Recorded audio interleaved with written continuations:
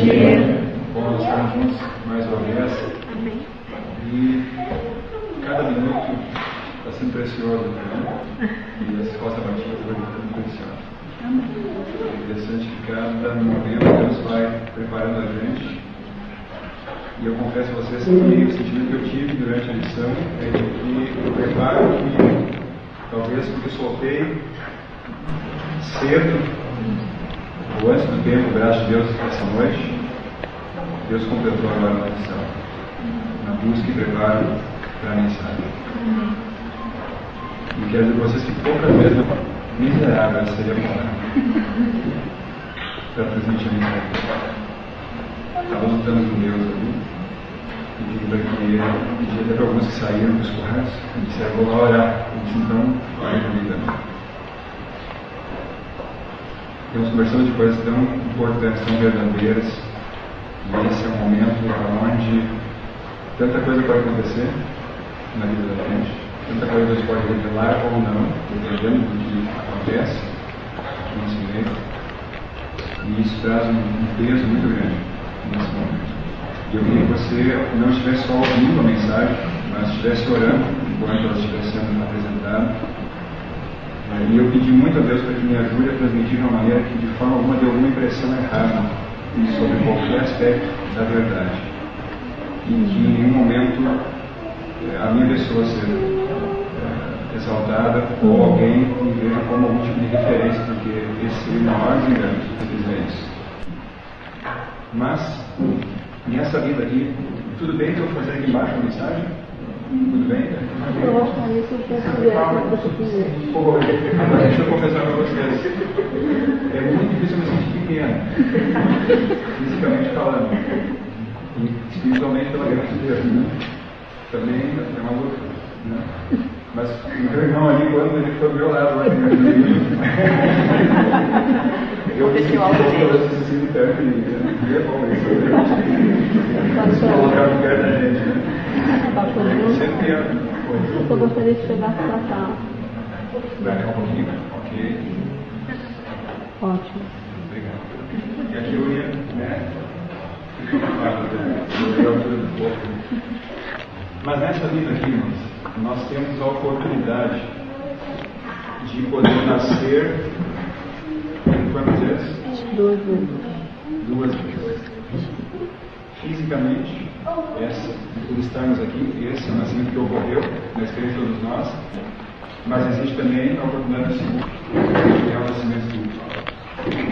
Existe uma pergunta que hoje não é mais tão comum em função dos recursos tecnológicos, mas era muito comum, talvez 20 anos atrás, um pouco mais, um pouco menos, não vou saber precisar, mas quando uma mãe dava luz a uma criança, a primeira pergunta que ela fazia no médico: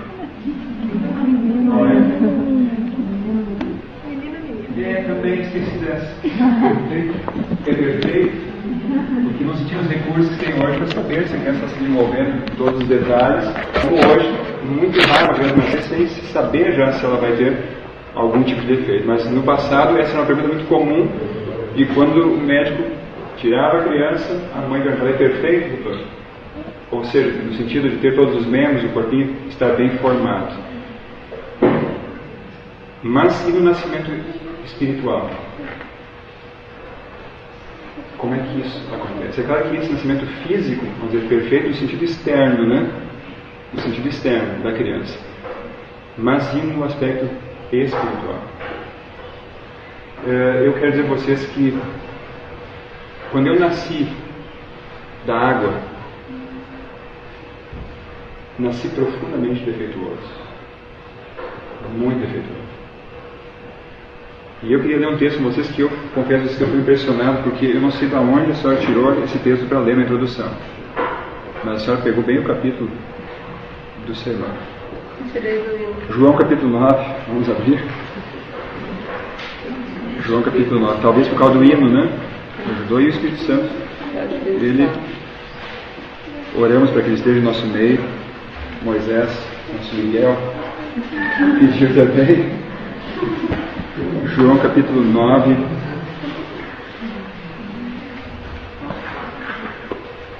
versículo 1.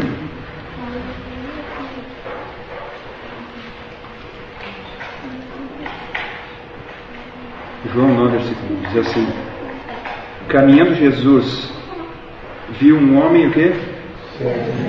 Cego de nascença.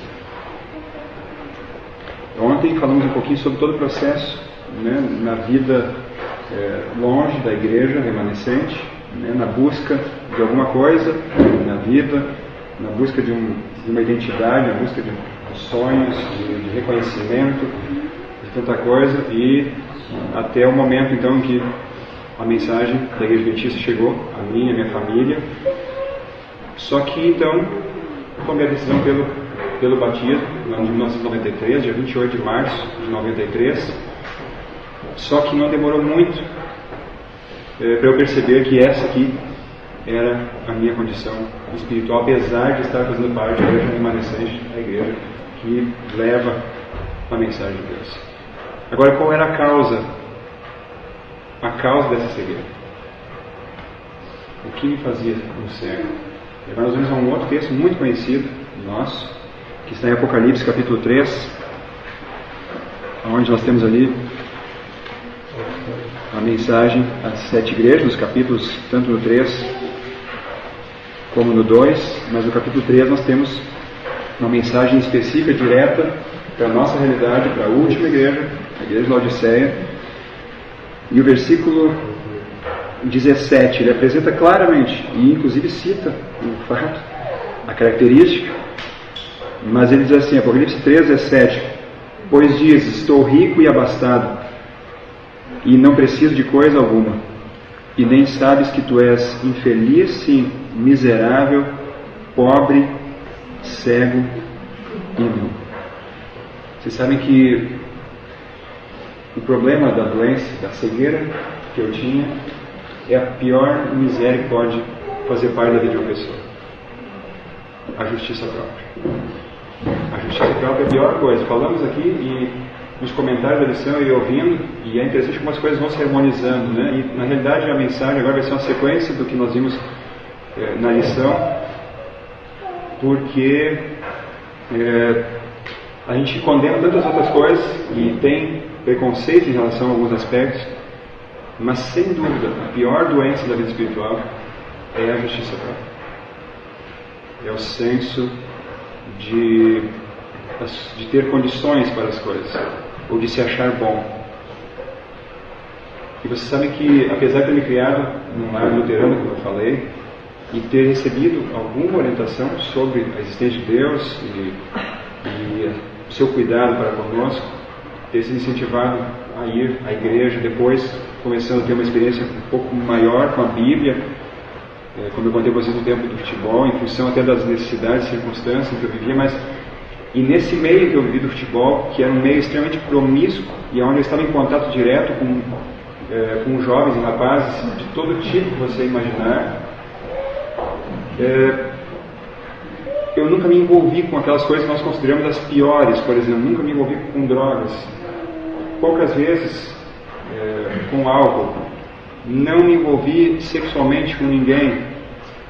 E aí o que aconteceu? Quando eu cheguei na igreja e comentava com as pessoas, elas queriam saber como é que era a vida, o que você fez, o que você não fez, e aí eu ia falando essas coisas, alguns membros da igreja diziam, mas você é um adventista, só faltava estar aqui dentro, só faltava o sábado para você tinha que estar aqui.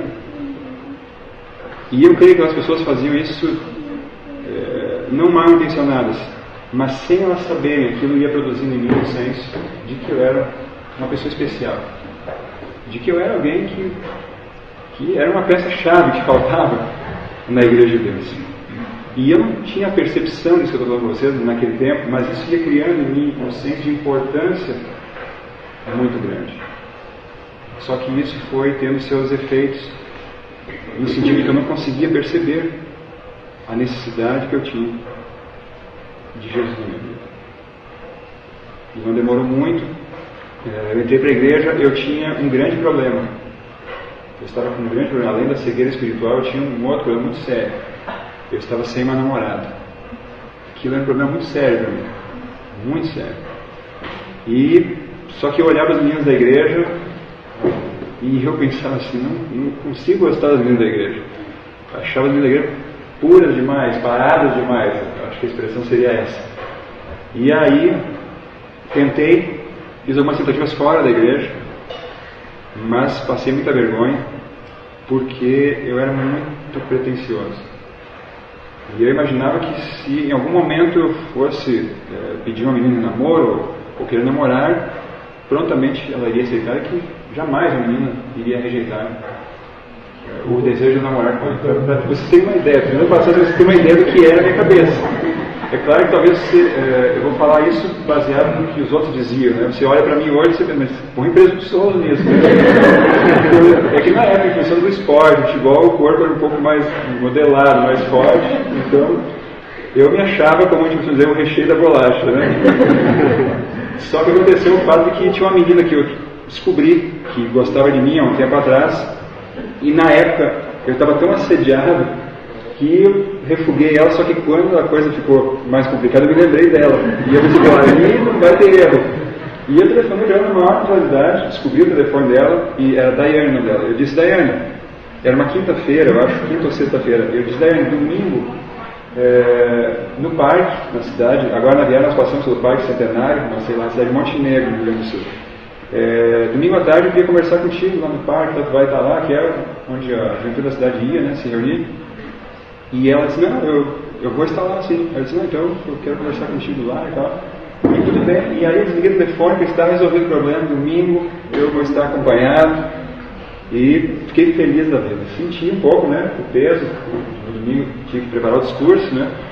E no domingo eu fui então com um rapazinho da igreja, o Ailton, e ele era amigo dela. Então ele chamaria ela, faria a ponte ali, né.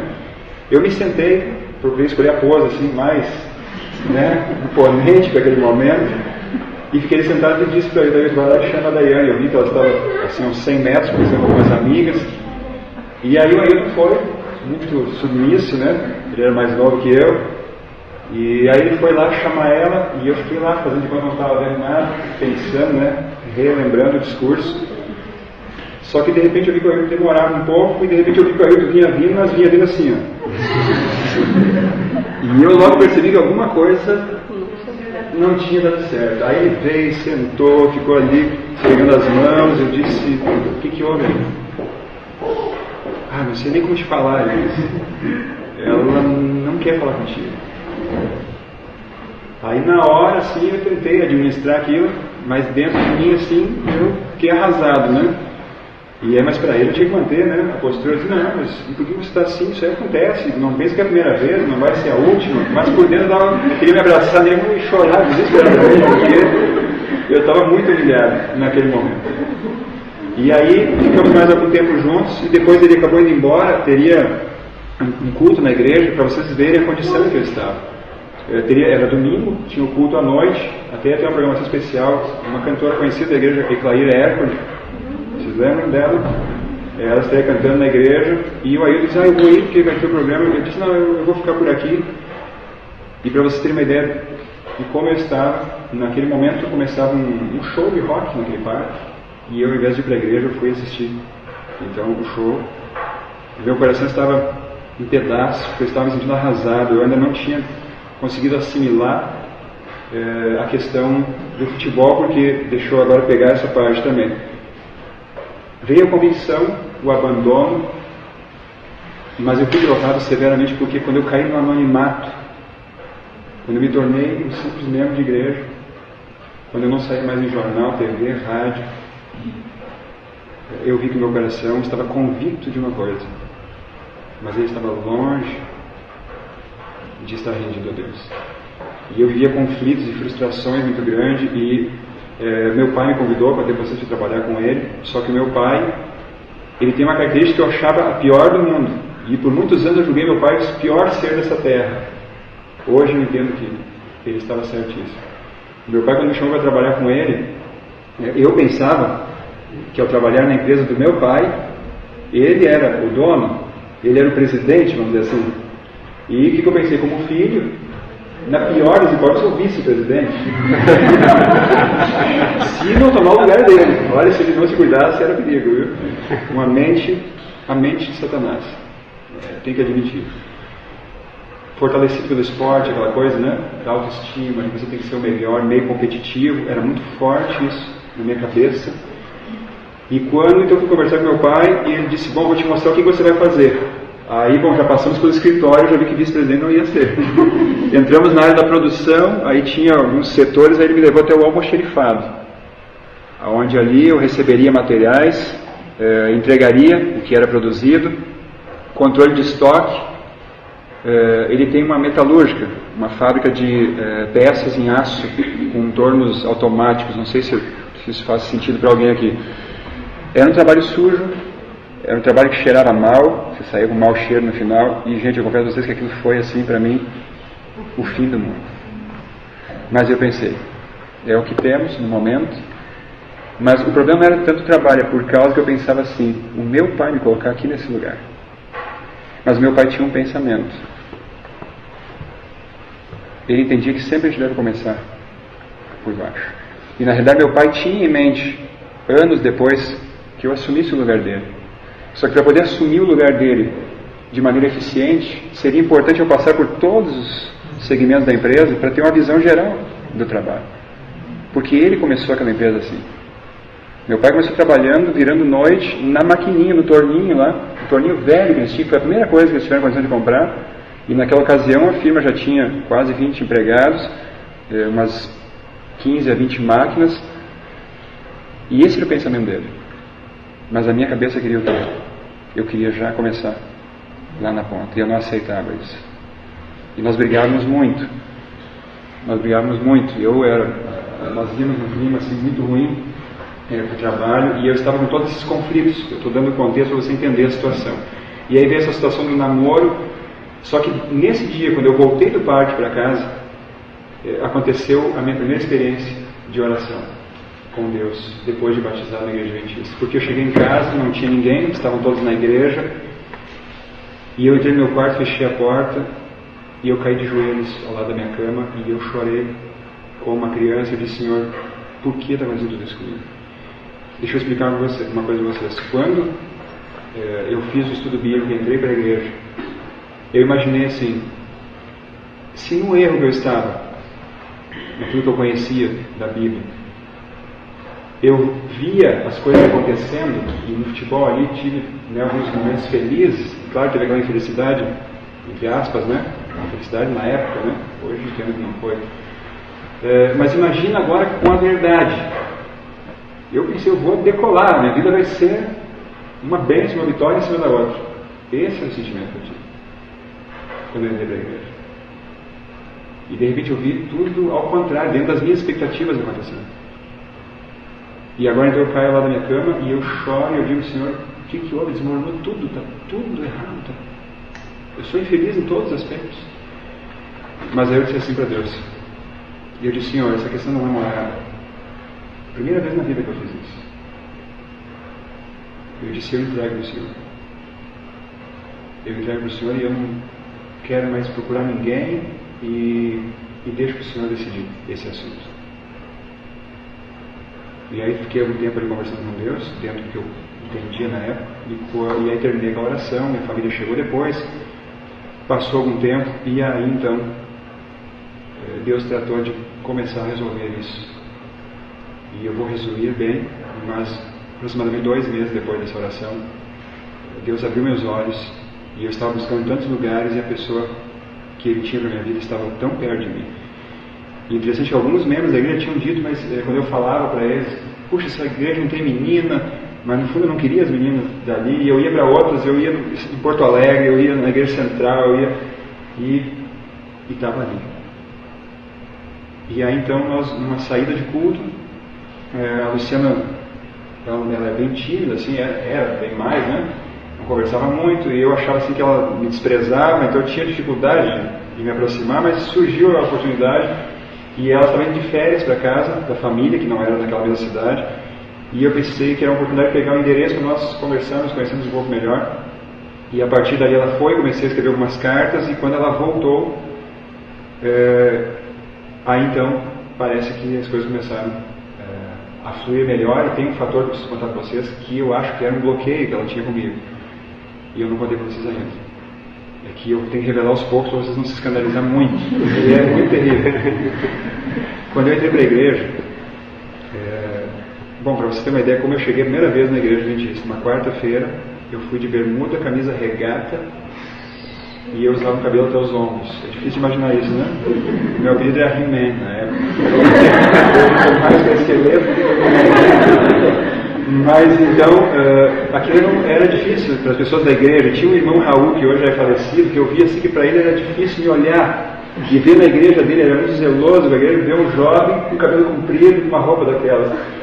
E eu me lembro que o dia que eu apareci de cabelo cortado na igreja, o irmão Raul não se conteve e se lançou da igreja.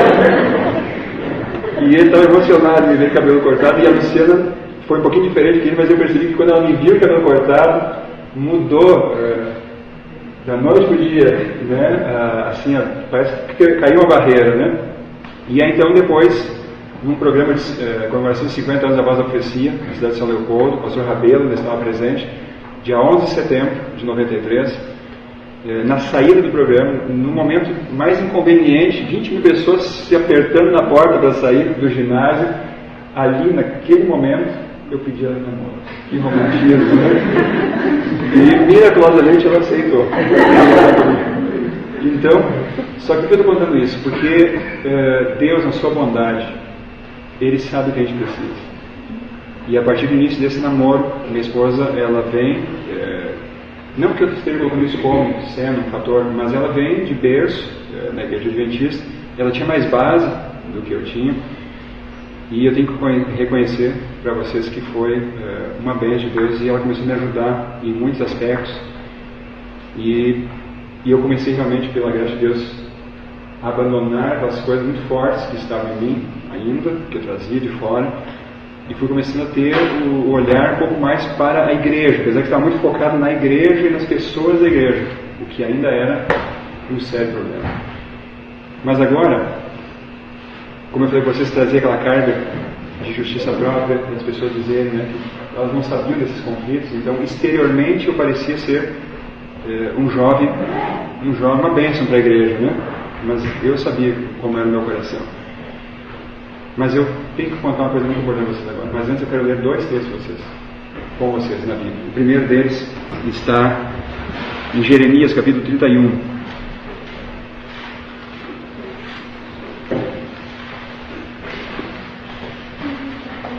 Jeremias, capítulo 31.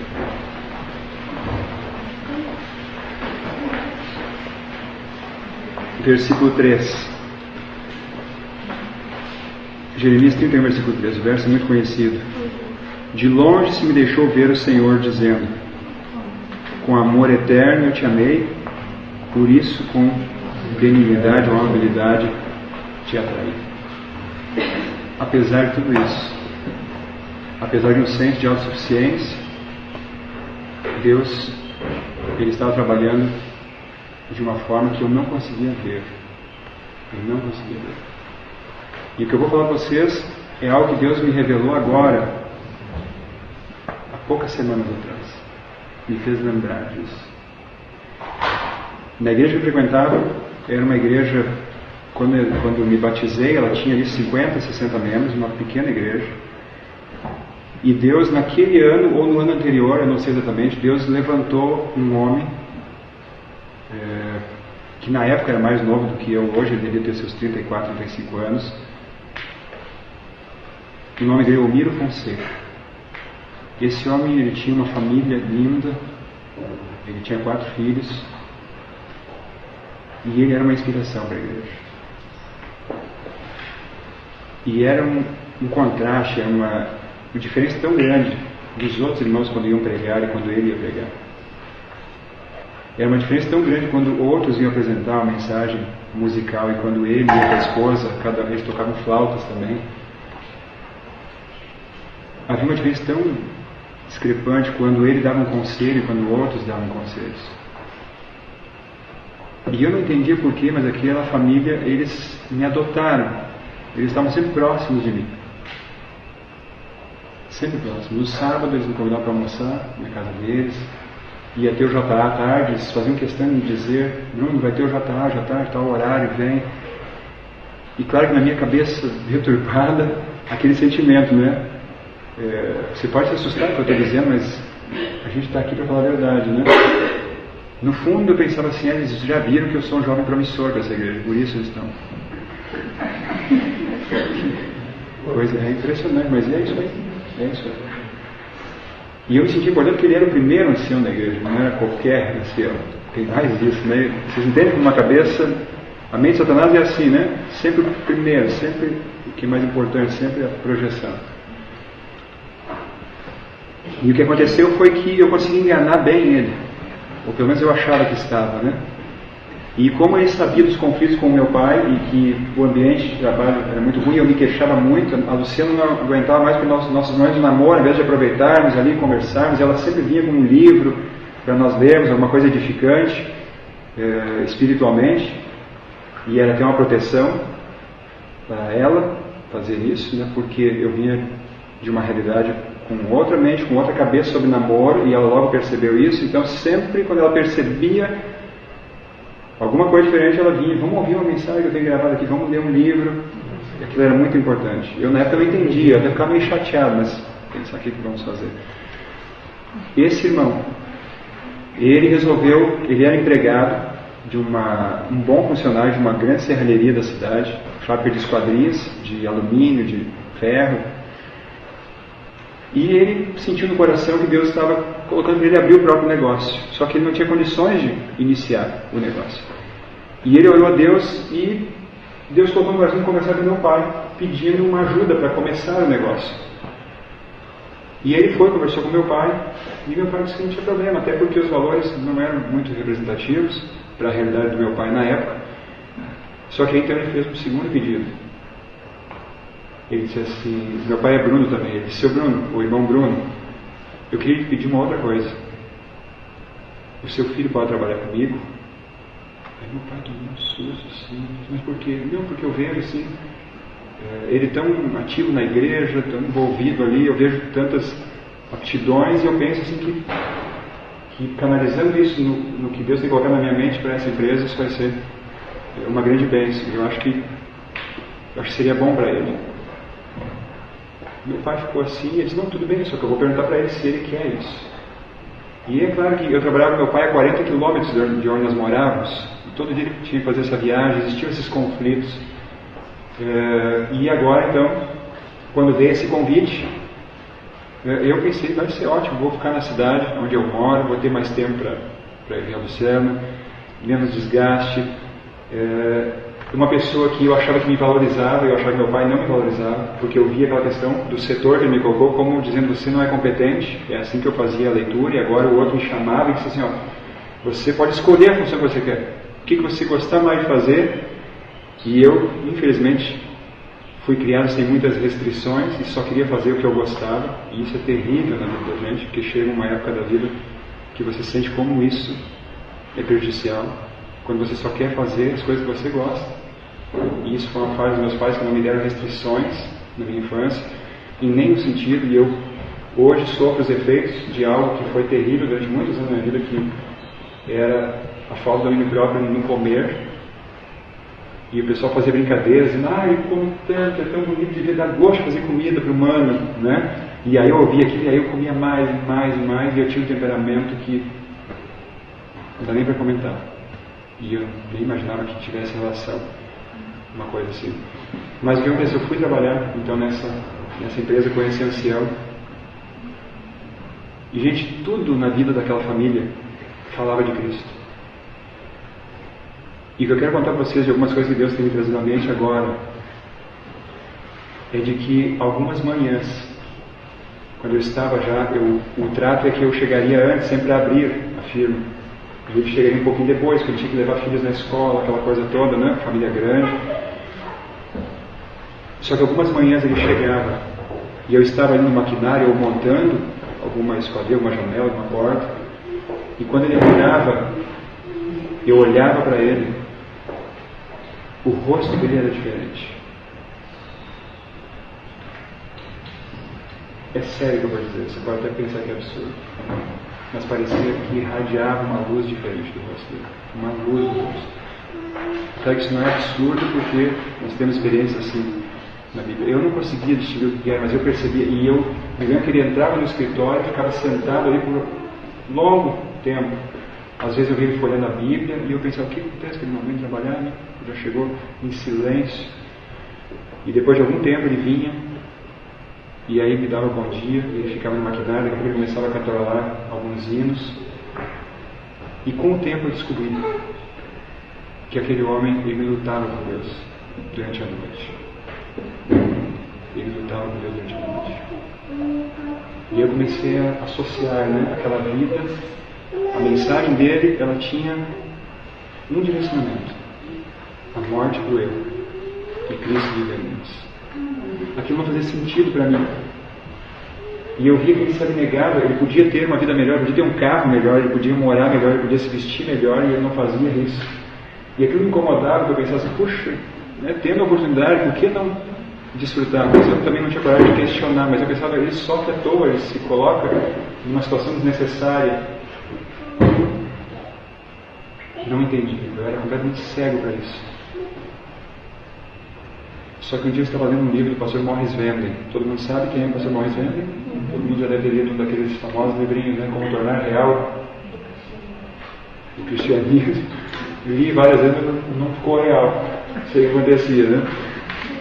Mas um dia eu estava lendo um dos livros, não me lembro qual era. E aí eu me lembro que eu li o seguinte: Jesus não cerrava os dentes como nós quando estava diante das tentações.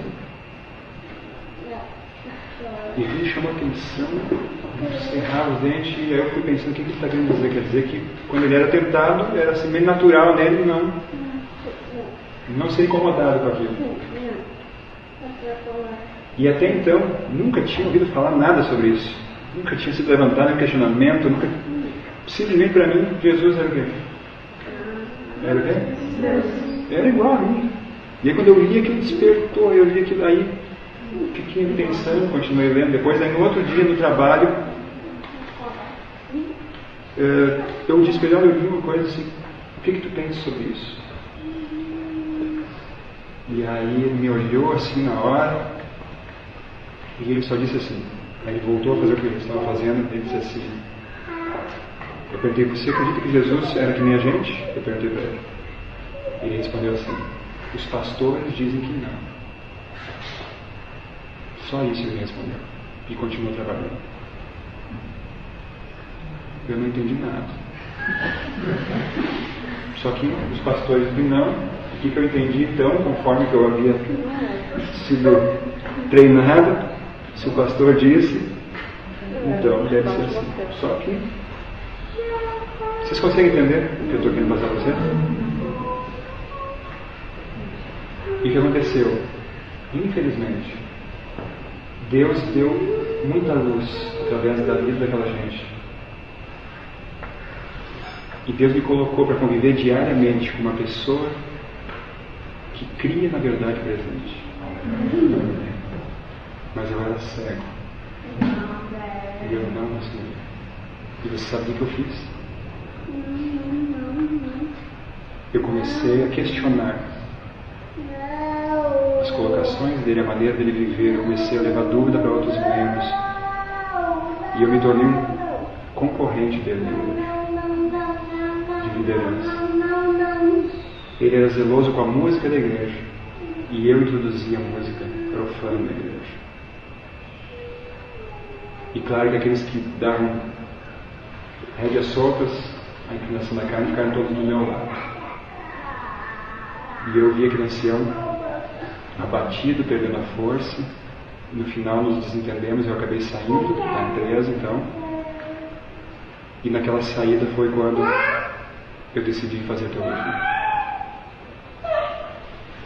E eu quero dizer a vocês que o plano A de Deus para a minha vida não era ter feito teologia.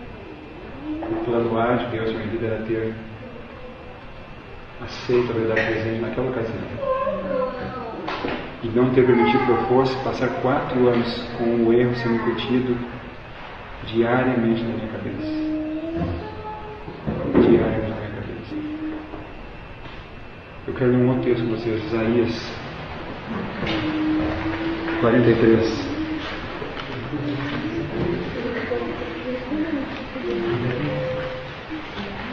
Isaías 43.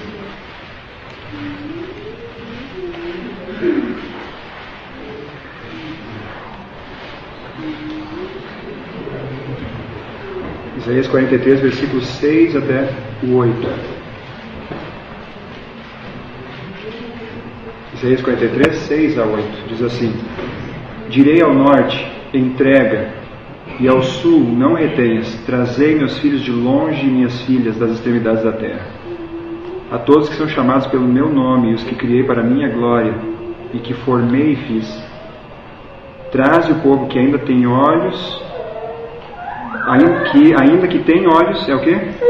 É cego, e surdo ainda que tem ouvidos. Deus lutando para alcançar. Deus chamando, né?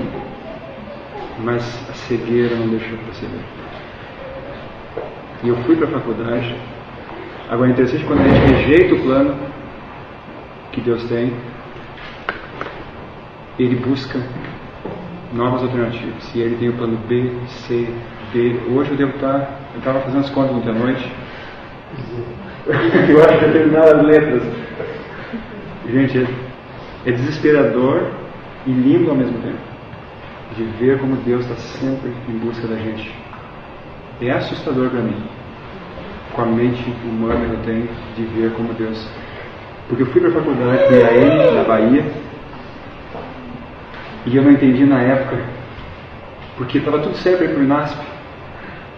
E na última hora, um pastor, tinha sido um pastor distrital, me telefonou e disse: Bruno, eu soube que tu vai fazer vestibular para teologia. Eu disse: é, pastor, é verdade. Já ouviu falar de IAM? Eu disse: não, o que é isso? O IAM é a nossa segunda faculdade, que está lá na Bahia. Eu nunca tinha ouvido falar de IAM. E aí ele disse assim, fala muito bem, inclusive tem um colega meu que trabalhou comigo aqui, que hoje é o diretor lá e é gaúcho. E estou te ligando para te recomendar, te dar o telefone. E tem uma coisa, o vestibular deles você não precisa ir lá fazer. E no caso do NASP eu teria que ir a São Paulo fazer. Eles vão mandar para cá as provas, então você não precisa fazer a viagem. E aí caso não seja aprovado, você não perdeu dinheiro e coisa lá. Eu só gostei da ideia. Fiz vestibular do IAM. Por um milagre eu fui aprovado, porque minha época estudantil foi terrível. E eu não me preparei muito para fazer a prova, até fui bem classificado. Mas você sabe por que Deus me levou para lá na misericórdia dele? Porque o IAM, a ênfase do IAM é o trabalho com a igreja, e não teológico. E a ênfase do NASP é muito teológico. Deus me guardando para não ficar tão incutido na cabeça os erros teológicos. E claro que nada disso eu discernia. Eu só pensei assim, eu gostava de trabalhar com a igreja, então foi bom. Mas vários fatores foram positivos. Mas gente, lá, chegando lá, muitos colegas minha turma tinha 50 teologanos, e de repente uma família, um casal, parece que começa como que cair do céu, literalmente, fica próximo da gente, e o coração da gente começa a ser atraído por eles. Pastor Adson, José Adson Gomes Araújo e a Simone, a esposa dele. Ele baiano, morou no Rio e estava em Minas e agora devia voltar para a Bahia para estudar. Ela carioca. E aí então, a mesma coisa. As palavras deles falavam, tudo neles falava de Cristo, de abnegação. Para você ter uma ideia, a casa que eles alugaram para morar era a sensação, porque o banheiro deles não tinha telhado. E elas diziam assim: a gente toma banho dentro das estrelas. E eu ficava pensando: puxa, por que isso?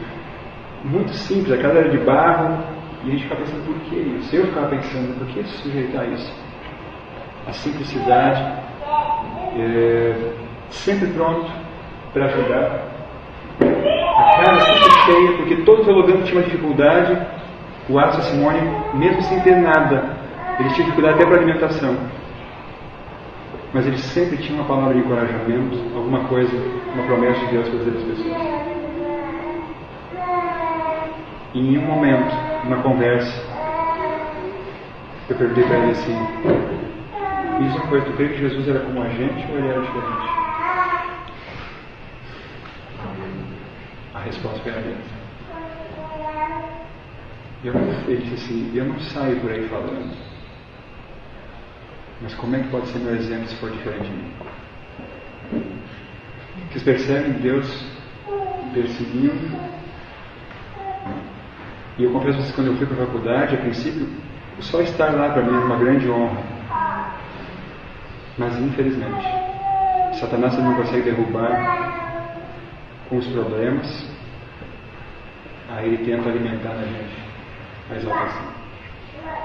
Algumas pessoas, por algumas razões, alguns padrões formados nesse mundo começaram a dizer para mim: olha, te prepara que você vai ser alguém proeminente nessa obra.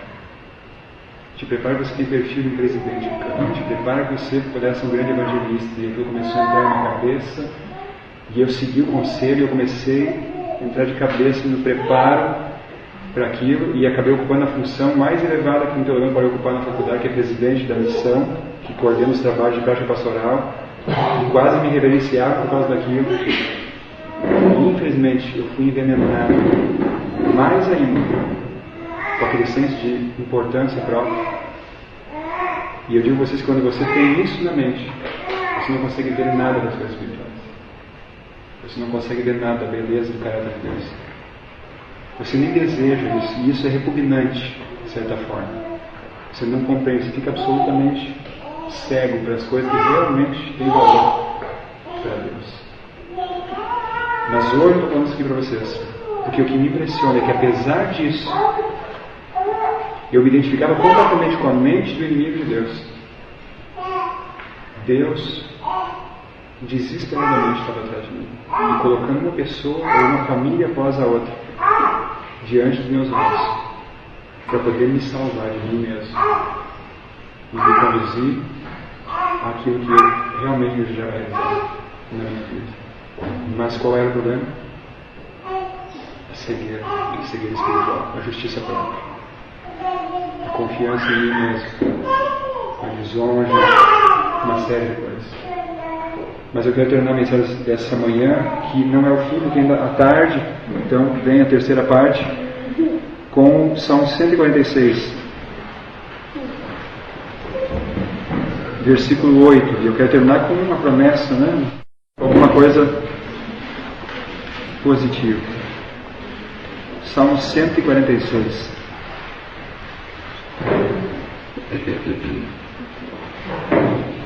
Versículo 8. Salmo 146, versículo. Acharam? Diz assim: o Senhor abre os olhos aos cegos, o Senhor levanta os abatidos, o Senhor ama os justos. É claro que a primeira parte aqui que se enquadra dentro da mensagem, de que em Deus há poder para abrir os olhos aos cegos. Amém?